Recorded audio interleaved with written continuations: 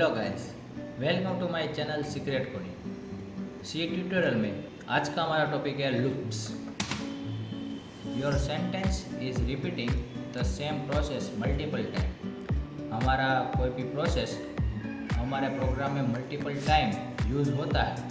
You have use the loop. उस समय हम लूप का यूज़ करते हैं। Loop is make short code and save over time. Loop हमारे कोड को छोटा बनाता है, शॉर्ट करता है और हमारे टाइम को भी बचाता है। Loop provide a reusable code. Loop हमें रीयूजेबल कोड प्रोवाइड करता है। फॉर एग्जांपल, हमें कोई भी अपना कोड दूसरे ब्लॉक या फंक्शन में यूज़ करना है तो लूप से हम वो कोड यहाँ भी एग्जीक्यूट कर सकते हैं। Using loop we do not need to write the same code in multiple time. Loop की मदद से हमें कोई भी एक सेम कोड मल्टीपल टाइम लिखने की ज़रूर नहीं रहती। एक बार ही कोड लिख के हम उसको मल्टीपल प्लेस पे यूज़ कर सकते हैं। Basically loop is divided in 3 types. Basically loop 3 types में डिवाइडेड है।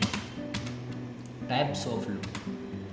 तो हमारा फर्स्ट टाइप है फॉर लूप, सेकंड टाइप है व्हाइल लूप और थर्ड टाइप है डू व्हाइल लूप। इसके अलावा सी लैंग्वेज में नेस्टेड लूप भी आता है, लेकिन वो हम सी लैंग्वेज में नहीं देखेंगे, वो जावा लैंग्वेज में देखेंगे। तो आज के लिए बस इतना ही।